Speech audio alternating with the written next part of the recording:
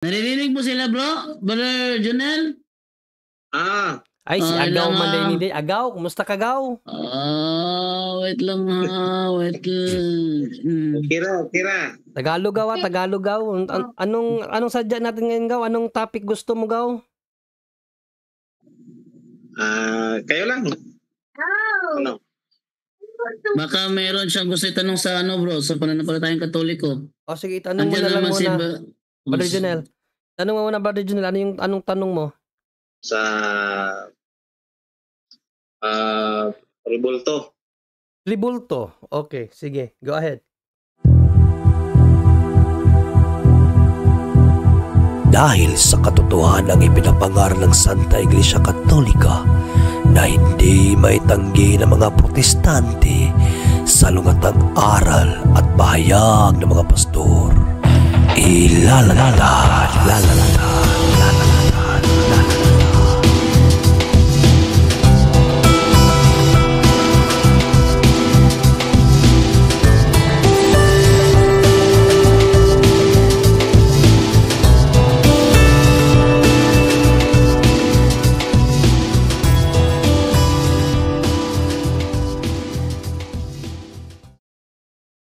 Car bag sauce simple hand.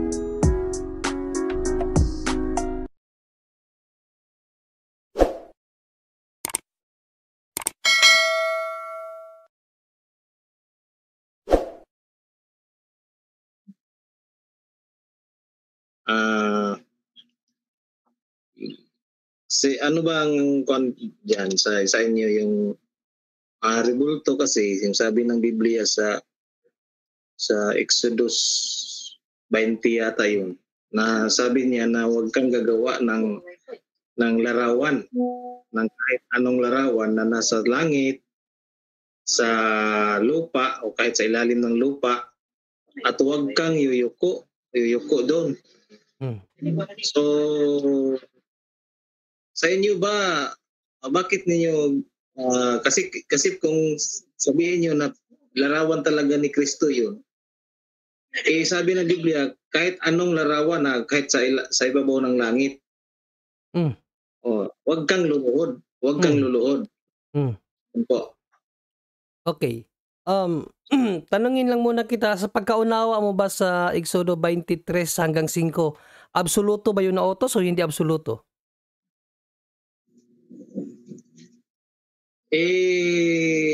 Ang sabi, absoluto yun. Absoluto. So dahil absoluto, bawal na talaga gumawa ng kahit anong larawan. Basta yuyukuran. Okay. Ganun po.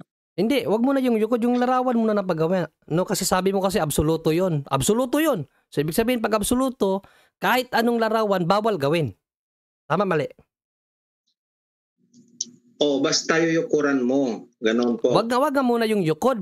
Mamaya na yung yukod, sa gawa pa nga lang tayo eh. Wag mo munang, kasi kaya ka nawawala eh. Kasi pilit mong iniiba yung pangyayari. No? So, ulitin ko yung tanong. Absoluto ba ang pag-unawa mo doon sa Exodo 23 hanggang 5? Absoluto o hindi absoluto?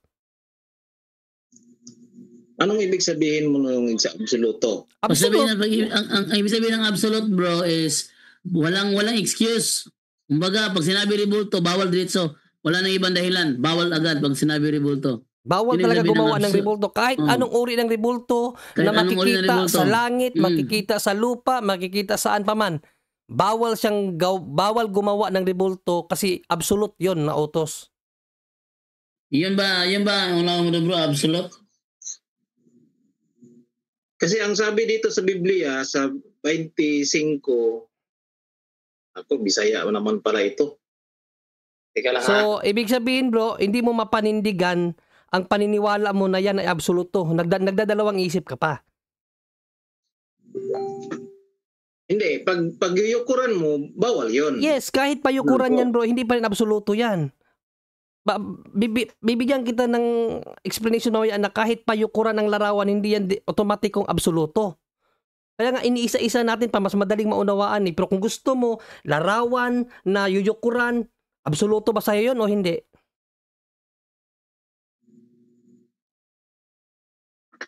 Basta nga sa akin, sa Biblia lang tayo nagbabase. Na Kaya huwag nga, kang Biblia gagawa ng naman natin larawan na sa Biblia uniform naman mo. natin sasagutin eh. Biblia natin sasagutin na yung paggawa ng larawan at pagyukod sa larawan, hindi absoluto yun na bawal.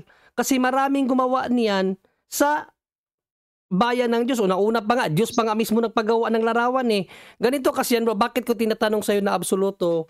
Kasi ito yung mindset ng mga protestante. Para maunawaan nyo gamit nila 23 hanggang 5 ng Eksodo. Dahil sinabi dyan, huwag gumawa ng larawan at yuyukuran, absoluto sa kanila yon. Ibig sabihin, bawal na talaga gumawa ng larawan tapos yuyukuran. Kahit nga paggawa ng larawan, sabi ng iba, kahit paggawa ng larawan, absoluto yan, bawal. Kasi kung paniniwalaan natin yung mindset nyo na bawal talaga gumawa ng larawan, ang sunod na tanong kasi dyan, bakit ang Diyos nagpagawa ng larawan ng anghel? Makikita yung anghel sa langit. Sabi, huwag gumawa ng anumang larawan na makikita sa langit. Yung anghel, makikita yun sa langit. Bakit nagpagawa ang Diyos kung absoluto ang pagbabawal sa paggawa ng larawan? Sagutin mo. Saan yan mababasa yan ang bersikulo ng ano mo? Sinabi mo? Basahin mo muna ba dyan do, Exodo 25:18 hanggang 22. Kung ang Diyos ba nag-utos na magpagawa ng larawan ng anghel? Okay, basahin natin sa Exodus chapter 25, 18 to verse 22. 18 To 22. to 22. 5:18 to 22. Sabi ganito. Ay, wait lang ha. Mali yung nailagay ko sa screen. Wait lang. Ano nangyari sa Bible ko? Sa ano Wait yan? lang, Michael, wait lang. Hindi, sa ano yan bro? Sa ano mo yan? Yung skin. Sa skin mo yan. Sa skin? O baka na-hide mo yung skin. Wait lang ha. Na-apektuhan siya ng ano eh. Wait lang. Ayan. Adjust ko muna yung ano ko. Okay. Eto. Sabi ganito. Then make two statues of guardian angels using beaten gold and place them at the two ends of the lid of the ark. They shall be one piece with the mercy place, one at each end. One at each end. The guardian angels shall be facing each other, looking down upon the place of mercy, and shall have wings spread out above the gold lid. Install the lid upon the ark, and place within the ark the tablets of stone I shall give you, and I will meet with you there and talk with you from above the place of mercy between the guardian angels. And the ark will contain the laws of my covenant. There I will tell you my commandments for the people of Israel. Yan, nabasa na ba Junre? Napakalinaw dyan. Kung absoluto pa ang utos ng Diyos, brother, bakit dyan nag-utos ang Diyos na gumawa ng larawan ng dalawang anghel at ilagay sa kaba ng tipan? Kung bawal pala talagang gumawa ng larawan, bakit nagpagawa ang Diyos ng larawan ng tipan? Ng larawan ng anghel at inilagay sa banal na tipan. At ang argumento mo sumunod, bawal yukuran. Basahin natin ang 66, brother Jando, kung hindi ba mas matindi pa kasi hindi lang yukod, kundi nagpatira pa si Josue na propeta ng Diyos sa larawan ng kirubin na nakapaloob sa kaba ng tipan. Basahin natin ang Josue 66, brother Jando, kung pinagtirapaan ba yan ng propeta. Pinunit ni Josue at ng pinuno ng Israel ang kanilang kasuotan. Dahil sa matinding paghihinagpis, nagpatira pa sila sa harap ng kaba ng tipan ni Yahweh. Naglagay din sila ng abo sa ulo bilang tanda ng kalungkutan hanggang sa paglubog ng araw. So, napagkalinaw dyan bro na nagpatira pa, hindi lang yumukod, nagpatira pa talaga. Kung sa baga, ilagay natin sa superlative degree, mas higher yung nagpatira pa kaysa yumukod lang. So, nagpatira pa siya mismo, si Josue sa kaba ng tipan na mayroong larawan ng dalawang kirubin ng anghel. So, kung sasabihin mong absoluto yun, bakit pinahintulutan ng Diyos? Okay. Tapos ka na doon. Yun ang paliwanag namin. Kasi yung kerubin, yun ang sign na nandyan ang presensya ng Panginoon. Pero hindi yan ang argumento mo. Ang argumento mo kaganina, kahit anong larawan na makikita sa langit, bawal gawan ng larawan. Question, bakit nagpagawa ang Diyos ng isang nilalang na makikita sa langit, pinagawa niya ng larawan kung bawal yon? Ang sabi ko kanina, larawan na yuyukuran. O kaya nga, sa city size, binasa ni Brother Jando, Yes, bro. Nagpatira pa sila dyan sa harap niya. Nagpatira pa sila sa harap hindi niya. lang yukot, tirapa Yukot. pa nga eh. Kasi yun ang sign, yun ang Ay, ibang, bro. timaan. Bro, ibang- na ang presensya sa Ginoo. Okay, Ibang ganito. reason naman yan, Brother bro. Jando, bro. so ibig mong sabihin, Ibang reason na naman yun. wait lang Wait lang Brother John Ray. Oh, sige. Nasa ibang reason siya eh. Doon muna tayo sa wag gumawa o pwede bang gumawa. Doon muna tayo. Bago tama. tayo pumunta doon sa yung kanyang meaning niya. Doon muna tayo. Kung absoluto ba yun o hindi. Absoluto ba yun, bro, o hindi? Sinabi ko kanina pa na larawan na yuyukuran. Yun na nga. Pwede gumawa ka ng larawan basta't hindi mo yuyukuran. Ayun, ang follow-up ni Brother John Ray, yung Josue 7:6, nagpatira pa sila sa harapan ng kaban. Ibig sabihin, mas matindi pa yun sa yukod kasi tira pa talaga. So anong stand mo doon? Sa panahon na yun, nandun pa yung presensya ng Panginoon na may sign na dalawang kerubin. Wait lang. Pero ngayon, So tinatanggap mo yun na may nagpatira pa pala sa harapan ng rebulto. may nagpatira pa sa harap ng kaban kasi nandun ang presensya ng Panginoon. So, hindi yung mali. mismo yung kerubin na pinagtitiripaan nila. Kaya nga, so hindi Kasi pala yung- mali, bro, hindi pala mali na magawa ng larawan ng kirubin at yung ang larawan na yan ay pwedeng pagpatirapaan. So, ibig sabihin, hindi pala mali. Hindi. Mali yung sabi mo na larawan na pagtatirapaan. Ang ginagawa ni Josue doon is nagpatira pa sila sa harap dahil nandun ang presensya ng Panginoon. At yung presensya ng Panginoon, may sign yun, yung kerubin. So yung pagtira pa, okay yun, okay. Pagtira pa sa presensya ng Panginoon. Hindi, yung pagtira pa sa harapan ng rebulto ba? Pero ngayon, dahil wala nang ngayon na yan, wala na yung mga bagay na yan, bakit pa kayo gagawa? Hindi, ang ibig sabihin ni John Ray, yung pagtira pa doon sa harap ng rebulto, okay ba yun? Okay yun, kasi nandun ang presensya ng Panginoon. Brother John At ang Ray, sign doon, yung okay dalawang kerubin. Okay daw, okay daw yung Brother John Ray Pero kasi kung wala nang presensya ng Panginoon, tapos sasabihin mo na may yumukod ka doon, wala naman ang presensya ng Panginoon doon, di wala na yun. Yun ang nagpapatira pa sa harap ng rebulto ngayon. Okay, Brother Wendell? Ibang intensyon nila. Magtanong lang ako base sa kanyang pahayag. Sige, go ahead. Nagulat kasi ako sa kanyang pahayag na lahat na uri ng larawan ay ipinagbabawal. Ngunit ngayon ay pwede umano yung mga kerubin. Basta presensya ng Diyos. Ang sabi niya, pwede magawa ng larawan basta hindi ka magpatira pa nito. Tanong, Yeah. kayo po ba sa Grace Gospel, nagawa ba kayo ng larawan ng mga banal? Iniiwasan na namin yan. Iniiwasan na namin kasi baka naman ma-tempt na naman ang mga tao na yumuko dyan. Ba't Iwasan sinabi namin mo yan. kanina na pwedeng gagawa ng larawan basta Pwede yun. di lang Pero magpatira iniiwasan pa? na lang namin na yan. Dahil alam mo na, yung marami nang ma-tempt na naman ang tao dyan. Kuha na naman dyan. So, hindi na namin ginawa yan. Total, wala naman yan. Hindi naman, wala namang utos ng Panginoon na gagawin yan ngayon, sa ngayon na panahon.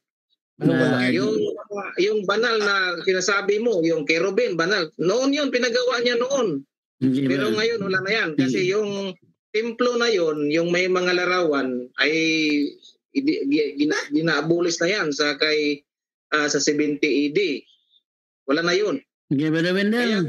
ang sabi ng Panginoon ngayon sa John 4:24, ang totoong magsasamba sa Kanya ay sumasamba sa Espiritu at sa katotohanan. Ganun Okay, po. sunod na tanong.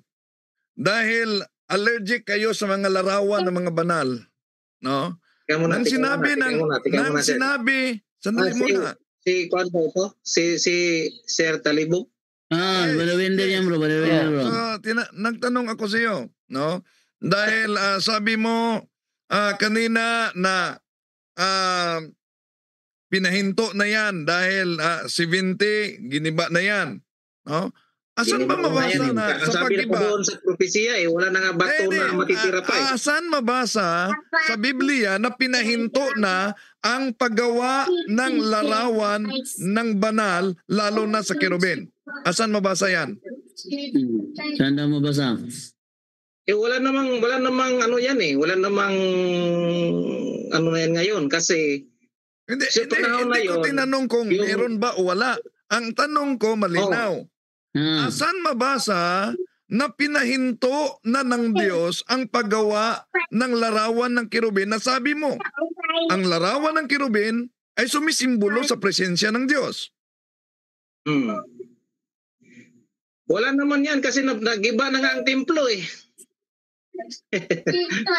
At sabi na doon sa propesya, wala nga nang isang bato na matitira. Yung sabi ng Biblia doon, the propesya doon. So ano pang mo doon?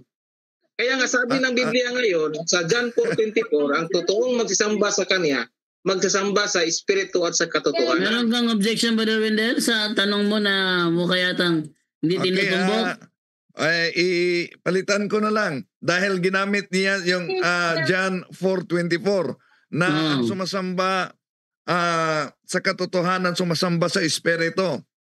Nang sinabi ng ating Panginoon Jesucristo, 10:14 ng Juan, ako ay nakilala ng aking tupa at kilala ko rin ang aking mga tupa. Titin ko sabi ng ating Panginoong Hesus, kilala ko ang aking mga tupa at kilala rin ako ng aking mga tupa. Tanong, kung kayo ay tupa ng ating Panginoong Jesucristo at kilala ninyo, ano ang ipakita niyong larawan mukha ng ating Panginoong Jesucristo? Ano po? Teka mo na, sinalubak ako. Ikaw na lang, Brad John Ray, ikaw na lang. Sige, Brother Wendell. Bro, ang ibig sabihin siguro ni Brother Wendell ganito.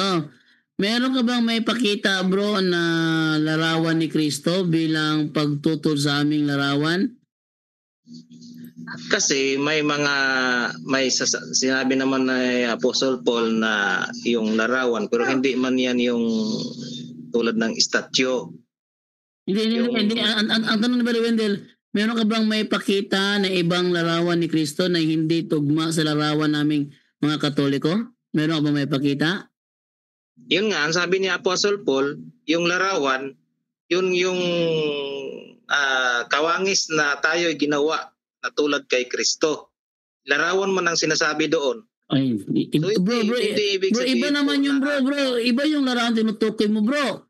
Ang topic kayo kasi is rebulto. Huwag ka tumakbo doon sa larawan sa Genesis 1. Bro, wag kang...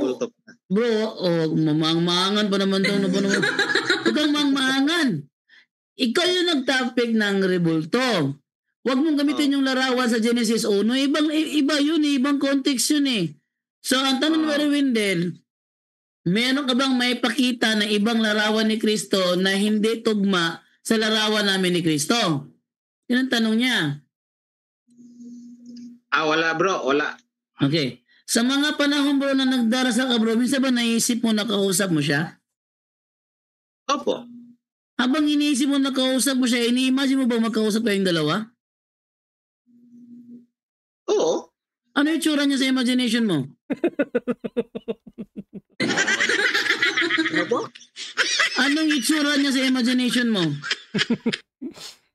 Sabi ng Panginoon, huwag mong isipin na ang Panginoon ay tulad ng tao. Hindi na tanong ko. Hindi ba si Kristo nagpakita bilang tao? Hindi ba? Nakita siya ng mga tao bilang tao. Tapos may mga panahon nagdarasal ka, ini-imagine mo kausap mo siya. Siya kaharap mo.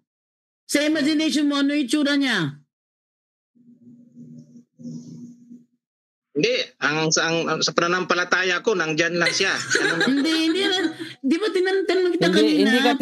Hindi ka tinanong ni Brother Jando kung nandyan ba siya sa pananampalataya mo. Ang tanong niya, anong itsura niya?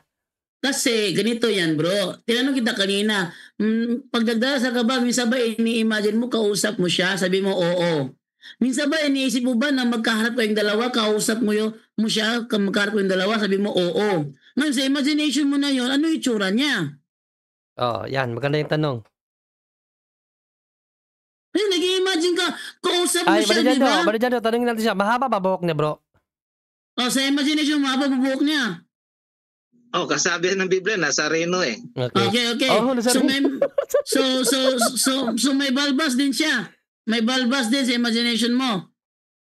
Pero hindi ko na-imagine yung hindi ko ma-imagine yung mukha na sinasabi ninyo. Yun lang nga, sa imagination mo, mahaba rin yung... Hindi naman ako Katoliko. Wait lang bro, wait lang. Sinisiguro ko lang, Kasi nag-i-imagine ka rin kasi kami, nag-i-imagine ka rin eh. So sa imagination mo, kausap mo siya, yung imagination, mahaba ang buhok niya, may balbas siya, may bigote rin ba? Siguro, meron siguro. Ayun eh. Bro, John Ray, tugma talaga sa...